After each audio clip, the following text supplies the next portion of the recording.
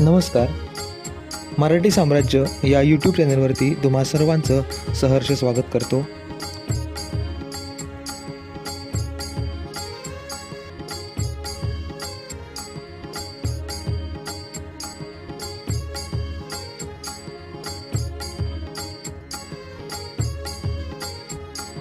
पुस्तकाचे नाव आहे तुकोबा ते शिवबा.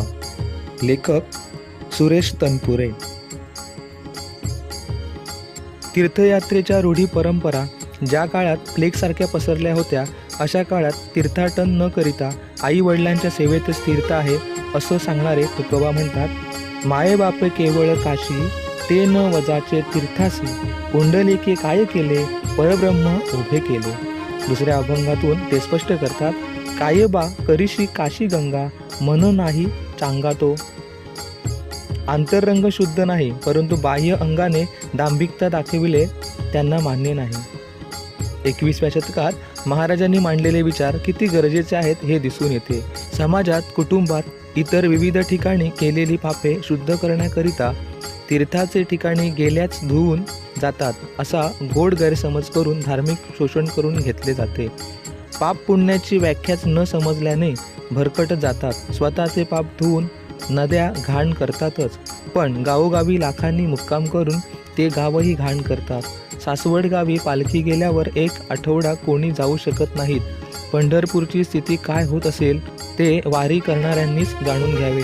खरे पाहिले तर इतर कोणत्याही प्राणीमात्राला आपणाकडून दुःख व यातना देणे हेच पाप आहे. दुसऱ्यांना मदत करणे, त्यांच्यावर उपकार करणे, प्राणीमात्रांवर दया करणे हे पुण्य आहे.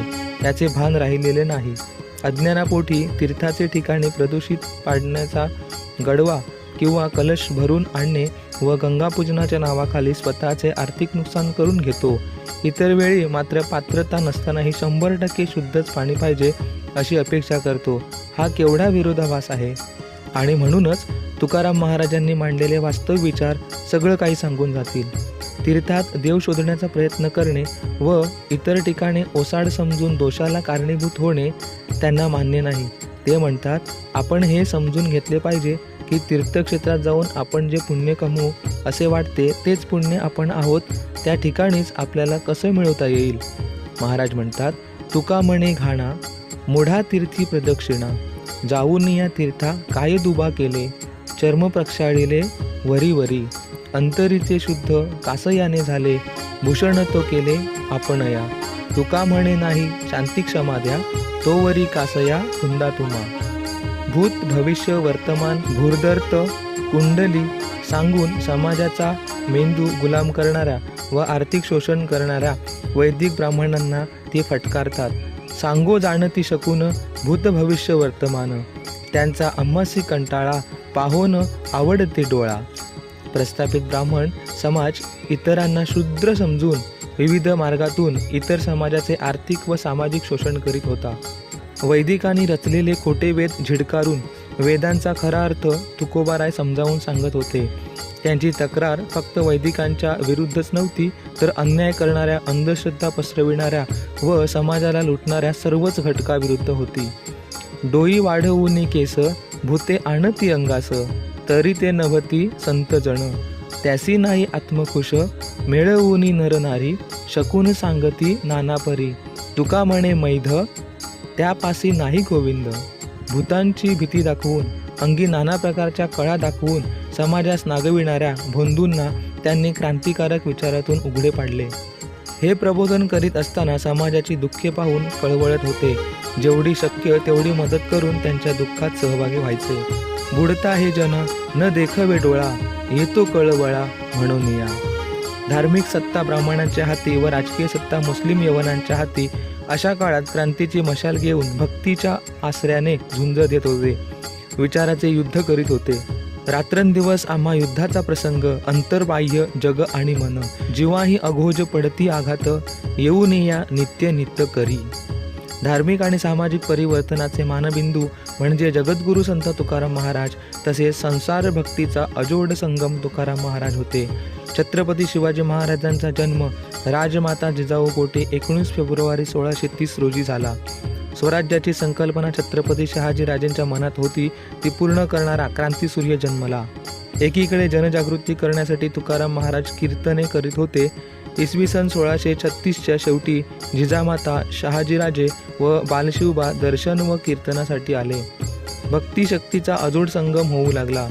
तुकोबारायांच्या शास्त्राला शस्त्राची साथ मिळाली. बालपणीच जिजाऊ मासाहेबांसोबत शिवराय लोहगावास कीर्तन ऐकण्यास गेले. समता, एकता व विश्वबंधुताचे स्वराज्य निर्माण करण्याची तुकोबारायांनी शिवरायांना मार्गदर्शनास वाट करून दिली. स्त्रियांविषयी उदात्त व नैतिकतेचा आदर्श समजाविताना म्हटलं, परवीया नारी रखुमाई समान, गेले हे नेयोनी ढाईचेसे. शिवरायांनी तोच आदर्श घेऊन स्त्रीला स्वातंत्र्य देऊन रक्षण केले. स्वराज्य निर्मितीसाठी तुकोबारायांनी समता व एकतेचा महामंत्र दिला. विष्णुमय जग वैष्णवांचा धर्म, भेदाभेद भ्रम अमंगळ. लहान थोर जातपात असा कोणताही भेदभाव न करता 18 पगड जातीतील वारकरी मावळा धारकरी बनला. अन्यायाविरुद्ध पेटून उठणारा वारकरी. त्यांच्यामध्ये सामाजिक जागृतीची जाण दिली. पाईकांच्या अभंगातून त्यांना स्वराज्याकरिता प्रेरित केले. कीर्तनातून पाईकाचे विचार मांडून स्वराज्यासाठी शिपाईगिरीचा संदेश दिला. करुणी कारण स्वामी यशा द्यावे, पाईका त्या नाव खरेपण. तुका म्हणे रणी जीव देता लाभ दुणी, तुका म्हणे ऐसे जयांचे पाईक, बळी या तो नाईक त्रैलोक्याचा. जो खऱ्या अर्थाने पाईक बनून स्वराज्यासाठी लढेल अशा पाईकांच्या साथीने आपला राजा त्रैलोक्यावरही राज्य करेन, तो सर्वांचा नायक होईल. अशा प्रकारची अभंगातून प्रेरणा दिली. गावोगावचे लोक त्यांच्या कीर्तनाला व भजनाला येत. लोहगाव हेच त्यांच्या प्रचाराचे केंद्र होते व याच भागातून किंवा प्रदेशातून शिवरायांच्या सैन्यात मावळ्यांची भरती झाली. तुकोबारायांचा जनमानसावर बसलेल्या किंवा लादल्या गेलेल्या अनिष्ट रूढी परंपरा यांचा पगडा दूर करावयाचा होता. यासाठी त्यांना पूर्णपणे एक जाणीव झाली होती की धार्मिक सत्ता आपल्या हातात नाही, त्यासाठी आपल्या विचारांची राजकीय सत्ता आणली पाहिजे. यातूनच त्यांनी शिवरायांना राजकीय बळ देण्यासाठी हजारो वारकरी तरुणांना बळ दिले. तुकोबारायांचा प्रभाव शिवरायांवर व्यक्तिगत न होता असंख्य 12 मावळातील मावळ्यांवर झाला होता. पुणे व देहू ही दोन्हीही गावे जवळजवळ येत असल्याने शिवरायांचे राजकीय ठिकाण पुणे व तुकाराम महाराजांचे धार्मिक ठिकाण देहू बनले. धारकरी व वारकरी एकत्र आले. संत तुकाराम महाराजांनी स्वराज्यासाठी वाट करून दिली. त्याच वाटेची वहिवाट करून शिवरायांनी व त्यांच्या मावळ्यांनी हर हर महादेव गर्जना करीत पहिल्या स्वातंत्र्याच्या दिशेने वाटचाल टाकली. The rise of Maratha power, Maratha सत्तेचा उत्कर्ष या इंग्रजी ग्रंथात न्यायमूर्ती म. गो. रानडे यांनी शिवाजी महाराजांवर आई वडिलांच्या नंतर तुकाराम महाराजांच्या शिकवणीचा प्रभाव होता हे पुराव्याने सिद्ध केले. 15 वर्षांच्या बालशिवबांनी तुकोबारायांना रिवाज म्हणून नजराणा पाठविला होता, पण तो नजराणा परत करीत ती संपत्ती रयतेची आहे, तुम्हास दान करण्याचा अधिकार नाही, त्याचा उपयोग जनतेच्या कल्याणाकरिता करा असा उपदेश करून नजराणा परत पाठविला. राजा आणि रयत यांचा असामान्य संबंध सांगून उदात्त विचार सांगितले. क्षत्रियांचा धर्म स्पष्ट करून धार्मिक परिवर्तनातून हजारो पाईक देण्याचे आश्वासन दिले. पाईकांच्या ठिकाणी ती भावना निर्माण करण्यासाठी कीर्तनातून प्रसार सुरू केला. येता गोळ्या बाण साहिल्य भडमार, वर्षता अपार वृष्टी करी, स्वामी पुढे व्हावे पडता भांडण, मग त्या मंडळ शोभा यावी, पाईकाने सुख भोगिले अपार, शुद्ध आणि धीर अंतर्बाही. आपल्या राजासाठी हजारो गोळे व बाण झेलणारे पाईक व्हा, स्वामीसाठी हाती तलवारी घ्या व शिवधर्माच्या रक्षणासाठी धारकरी म्हणून सामील व्हा असा संदेश दिला. ज्या राजाकडे निष्ठावान पराक्रमी सैनिक असतील तोच खरा व प्रभावी नेता होतो. पाईकाकडे शस्त्राबरोबर शब्दाची धार असली पाहिजे.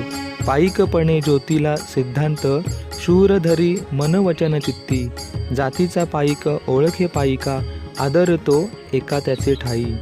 एका पाईकाने दुसऱ्या पाईकाशी कसे वागावे, शूराने दुसऱ्या शूराचा आदर करावा, एकमेकांच्या पराक्रमाविषयी द्वेष न करिता इतरांचा सन्मान करावा, अन्यायाविरुद्ध संघर्ष करावा.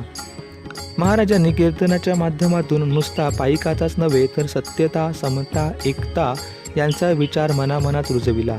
एका बाजूला अन्यायी राजसत्ता उलथवून टाकण्यासाठी शिवरायांनी संघर्ष सुरू केला होता व दुसऱ्या बाजूला तुकोबारायांचा धार्मिक संघर्ष चालूच होता. वैदिक धर्माचे अभेद्य असे किल्ले आपल्या शब्दांच्या सामर्थ्यातून उद्ध्वस्त करीत होते. ऐसे कलियुगाचे मुळे झाले धर्माचे वाटोळे, सांडूनिया राम राम, ब्राह्मण म्हणती दोम दोभ, शिवो नये ती निळी, वस्त्रे पांघरती काळी. स्वार्थाकरिता आचरण बुडून रामराम म्हणण्याचे ऐवजी दोम दोभ म्हणणाऱ्या धर्मद्रोही प्रवृत्तीवर हल्ला केला. एकेकाळी वेदाचा आचार्य ब्राह्मण वर्ग हीन पातळीवर पोहोचला होता. मूळ भक्तिरूप साधनेचा त्याच्याकडे लवलेशही नव्हता. विठ्ठलाला हाती धरून तुकाराम महाराजांनी ब्रह्मवंदाची कोंडी केली होती. वैदिकांनी शेंडी राखणं व जानव घालणे हे उपचार देखील तुकाराम महाराज ढोंगी सोंग समजत. जातीपाती व सोवळे ओवळ्यांची घमेंड समाजहिताची नाही हेच सांगत होते. काय बा करीशी सोवळे ओवळे, मन नाही निर्मळ वावगेची, काय बा करीशी टाळणी मृदुंग, जेथे पांडुरंग रंगला नाही. महाराजांचे तडाखे ब्रह्मवंताला गायाळ करीत होते. तुकाराम महाराजांना हे करीत असताना धर्ममार्तंडाच्या छळास सामोरे जावे लागले. ते महाराजांना कोंडीत पकडण्याचा मार्ग शोधू लागले. कारण त्यांच्या क्रांतिकारक विचाराने लागलेल्या वणव्यामुळे वैदिकाचे अस्तित्वच नष्ट होते की काय अशी परिस्थिती निर्माण झाली. बहुजन समाजसहित ब्राह्मणसुद्धा तुकोबारायांच्या प्रबोधनात्मक कीर्तनास येऊन बसू लागले. इतर समाजाने वैदिक ब्राह्मणाच्या पायी पडायचे अशी परंपरा असतानाही ब्राह्मण तुकाराम महाराजांच्या पायी पडत होते. हे धर्ममार्तंडांना सहन झाले नाही. कारण याबाबत एका घटनेत बहिणाबाई नावाची स्त्री आपल्या नवऱ्याबरोबर देहूत राहत असे. मंबाजी नावाच्या ब्राह्मणाने त्यांना तुम्ही माझे शिष्य व्हा असा आग्रह धरला. परंतु बहिणाबाईंनी स्पष्ट नकार देत तुकाराम महाराजांना स्वप्नातच गुरु बनविले आहे असे सांगितले. या उत्तरावर मंबाजी बुवाच्या तळपायाची आग मस्तकात गेली. संतापून तो म्हणाला, स्वप्नात गुरु केलास आणि तोही शूद्र, ज्ञानहीन व दळभद्री. म्हणून बहिणाबाईंचा व तुकोबारायांचाही धिक्कार केला. स्वप्नीचा अनुग्रह गुरु केला शूद्र, तोही दळभद्री ज्ञानहीन.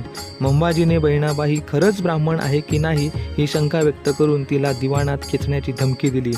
सतत तो तिचा द्वेष करू लागला. तुकाराम महाराजांसारख्या स्वप्नात शूद्र गुरु केला हीच कमतरता त्याला सापडली. हे ब्राह्मण गुरु तरी शूद्र, हेची तया छिद्र सापडले. अशा प्रकारची खंत बहिणाबाईंनी व्यक्त केली आहे. अशा घटनेबाबत मंबाजीने आप्पा गोसावी यांना पत्र लिहून तिच्याबाबत तक्रार देखील केली. ब्राह्मण शूद्राचाही अनुग्रह घ्यायला लागले. हे भ्रष्ट आचरण आहे म्हणून तिला योग्य वेळी शिक्षा करू असे उद्गार काढले. ही घटना घडली त्यावेळी शिवबाचे वय 13-14 वर्षांचे होते. यावरून देहू विजापूरच्या अधिपत्याखालीच होते. विजापूरचे राज्य टिकणे हे मंबाजीच्या फायद्याचे होते. म्हणूनच त्यांनी बहिणाबाईंना शिक्षा करण्याची भूमिका घेतली होती.